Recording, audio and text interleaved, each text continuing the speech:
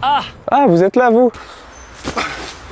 Bienvenue dans le quiz oiseau 4. Ça n'a pas changé, c'est les mêmes règles que d'habitude. Un oiseau va apparaître à l'écran. Vous aurez alors une dizaine de secondes pour deviner l'espèce. Et si vous avez bon, ça vous fait un point tout simplement. Il y aura 25 oiseaux en tout. Dernièrement, j'ai eu l'occasion d'aller en Suède. J'ai pu faire pas mal de nouvelles observations, je les ai donc inclus dans cette vidéo. Pour ceux qui ne l'ont pas vu, je vous encourage à aller voir mon expédition en Suède. Et sinon, il y a aussi les 3 premiers quiz oiseaux qui sont intéressants si vous ne les avez pas fait. C'est compris pour tout le monde? Je vous souhaite une bonne chance et c'est parti pour le quiz.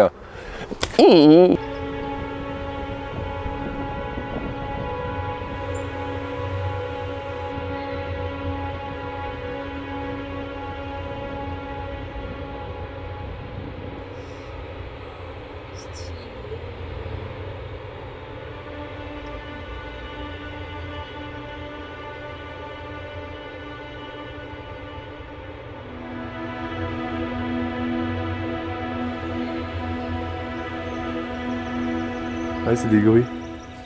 En même temps, avec ses 1,20 m au garrot pour une envergure de plus de 2 mètres, elle ne passe pas inaperçue. Elle se nourrit d'invertébrés, de graines et d'herbes.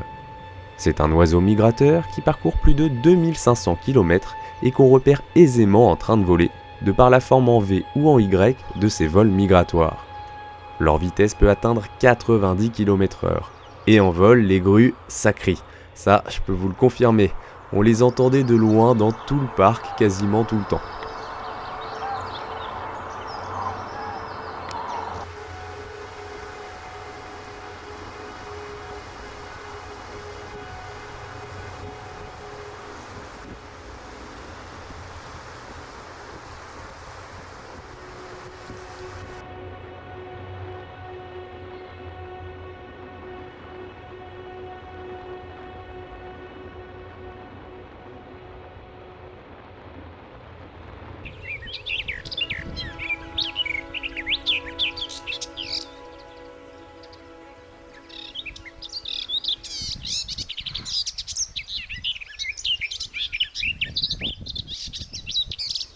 Je trouve qu'il est pas mal là, je peux le pousser un peu, mais je vois pas les ailes.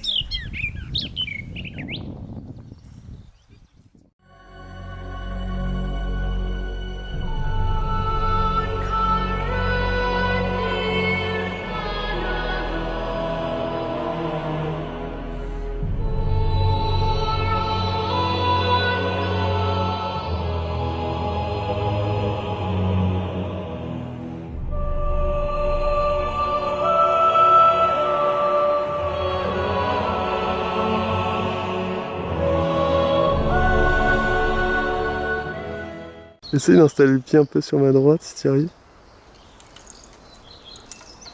C'est qu'on est en plein milieu de la route.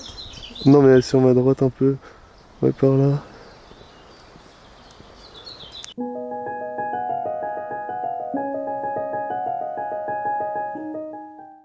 C'est un piège que j'ai jamais vu.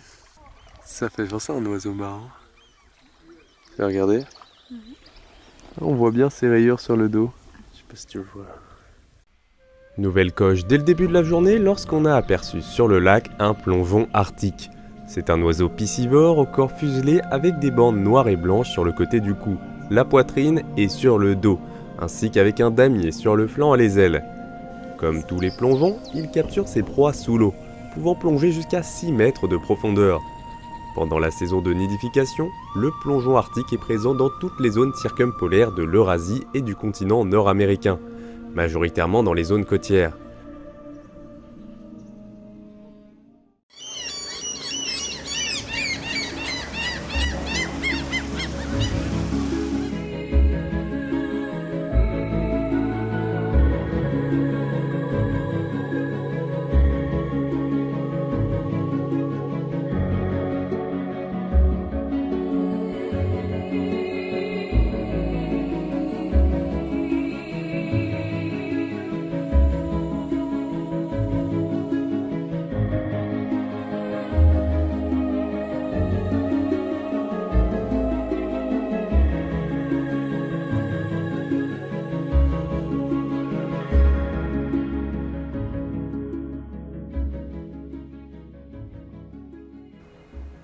Alors à votre avis c'est quoi ça? Vous donnez votre langue au chat?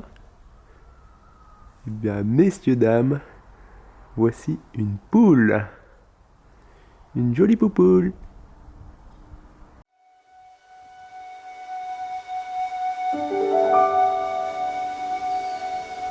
On en aura croisé quelques-uns des garrots à Hyder, et à chaque fois, des femelles. C'est un canard largement répandu à travers l'hémisphère nord, qui niche principalement dans les forêts septentrionales de Scandinavie et du nord de la Russie. C'est un excellent plongeur atteignant 7 mètres de profondeur. Il mange invertébrés, algues et graines de plantes aquatiques. Comparé aux autres canards, le garrot à Hyder est peu grégaire, ce que je peux confirmer car à chaque fois ils étaient alone.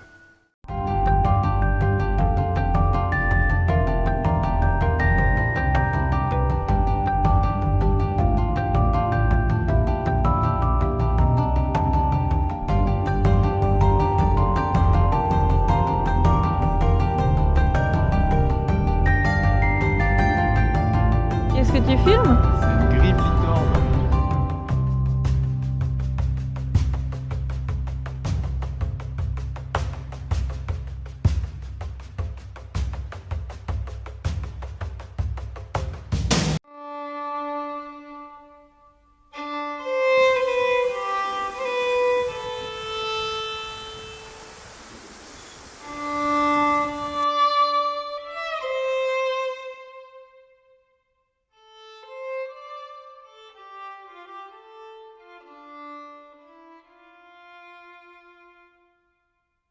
Première observation de la bernache nonnette pour nous.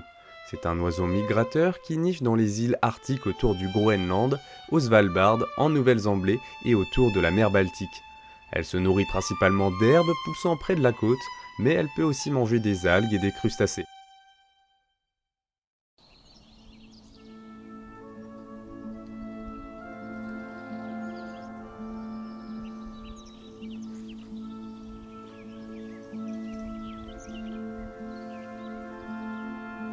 Première observation du cygne chanteur.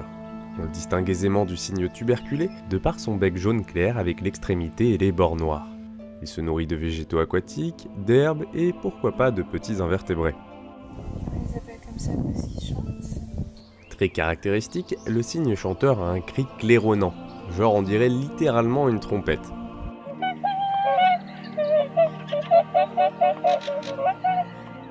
Il vit principalement dans les lacs, la toundra et les vastes tourbières de la taïga d'Eurasie.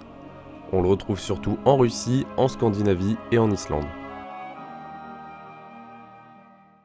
Et la pède! La pède! La pède!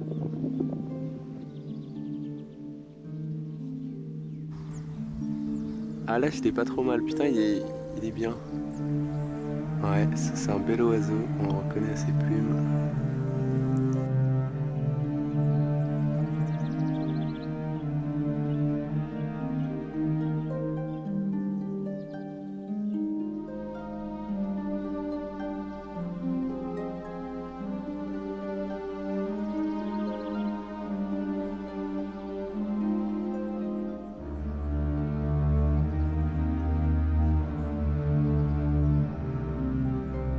Ça c'est gros cool, il y a l'aigrette qui est passée devant, tu vois, je pensais ça quand même plus petit qu'une aigrette, enfin c'est plus petit mais pas de grand chose. Et il se remet en chasse.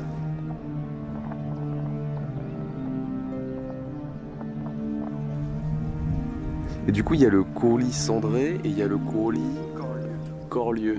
Lui, tu sais ce que c'est? C'est quelle famille, courlis?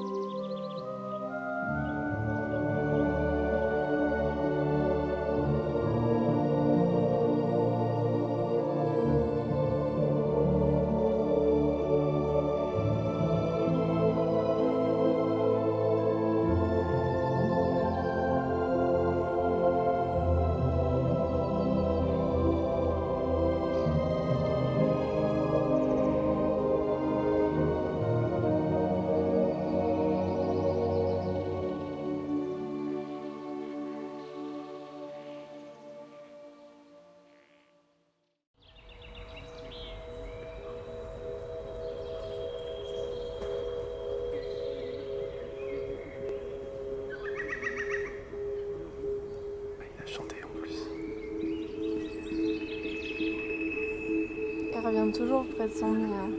Et je pense qu'il a des bébés. Hein.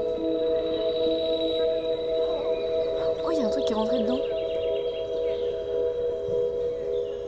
Ah ouais? Bah j'ai filmé mais j'ai pas vu, j'étais en train de le regarder. Il y a un truc qui est rentré dedans. Un petit truc? Ouais.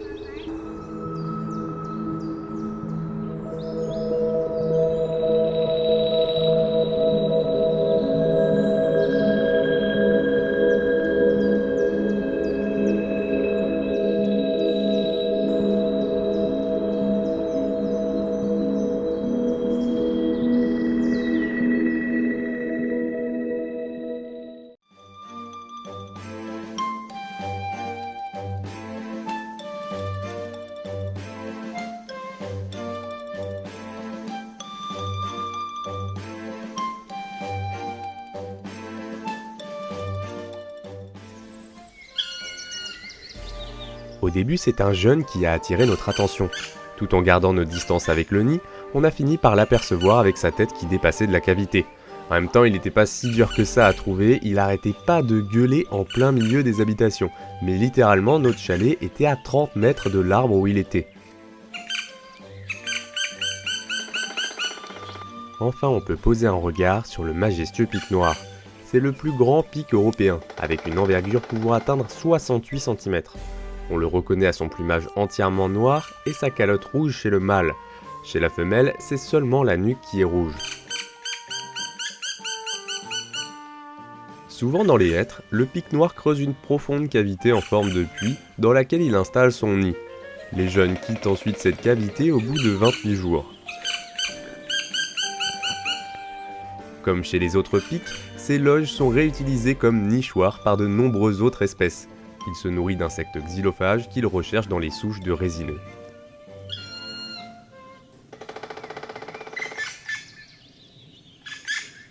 C'est son jeune qui l'appelle.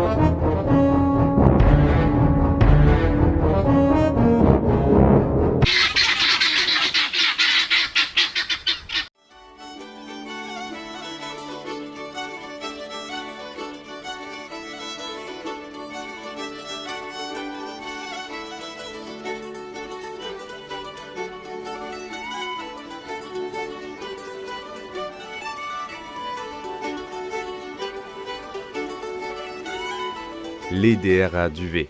De base, j'aime bien les canards, mais quand j'ai découvert l'existence de cette espèce, c'est limite devenu mon oiseau préféré. C'est un gros canard plongeur qui doit son nom à une pratique ancestrale.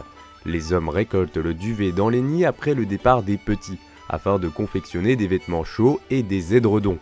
C'est genre considéré comme le matériau ultime pour le garnissage des machins confortables. Allez, pour une couette de 2 mètres sur 1m40, vous en avez pour dans les 4000 balles. On reconnaît facilement le mâle Eider à duvet, avec sa calotte noire, sa nuque et les côtés du cou verdâtres, ainsi que ses joues blanches. Par contre, sur ce plan, vous avez seulement des canetons avec des femelles qu'on ne peut pas louper, avec leur plumage brun foncé barré de noir. On retrouve l'Eider à duvet dans le grand nord de l'Europe et de l'Amérique du Nord, à la limite de la banquise, même si certains individus ont déjà été observés plus au sud.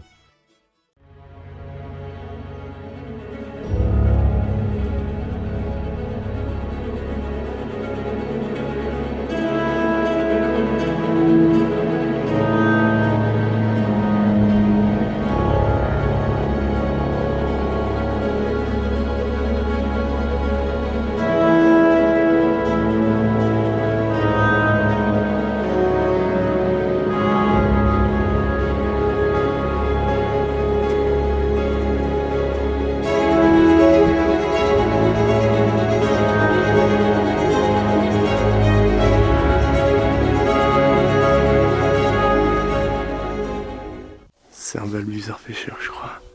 Pour une envergure d'environ 1,50 m, le balbuzard pêcheur est un rapace piscivore ultra spécialisé, puisque près de 99% de son alimentation est exclusivement composée de poiscaille. Il repère ses proies au-dessus des grandes étendues d'eau comme les lacs. Puis il plane un court instant, avant de plonger soudainement d'une hauteur de 10 à 50 mètres, les serres en avant afin de capturer sa proie.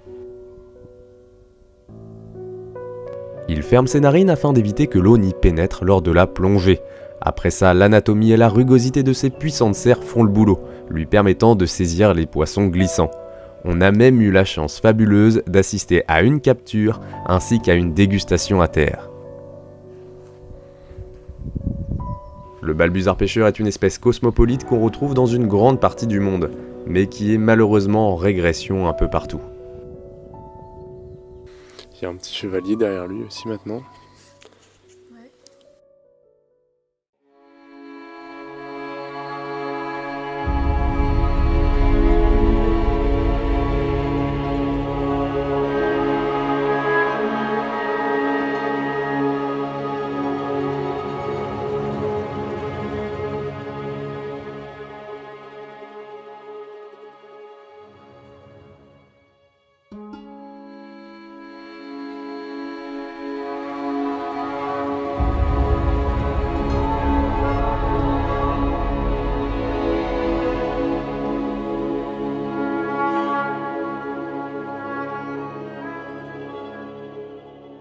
Non mais ça doit être une espèce de bernache. Mais c'est pas la bernache du Canada. Non, ah non c'est sûr. Non mais c'est une espèce que je connais pas. Parce que Bien. moi je connais la bernache du Canada, la bernache nonnette. Là, elle est vraiment Et noire. là c'en est une autre je crois. Putain, trop bien. Ah, c'est joli. Noir et blanc comme ça.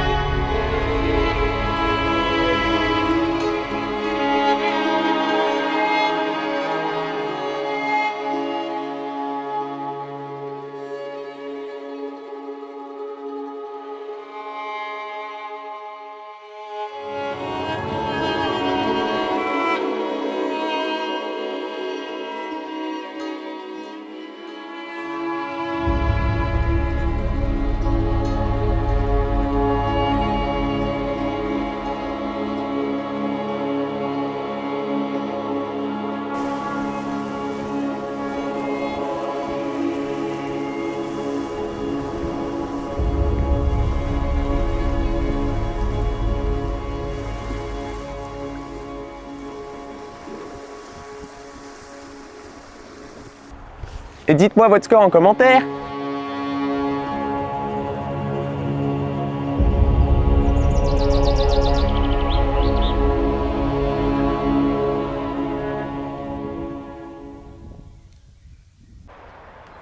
Ah, vous êtes là. Ouais, t'es mort. Ouais, je peux pas m'en empêcher.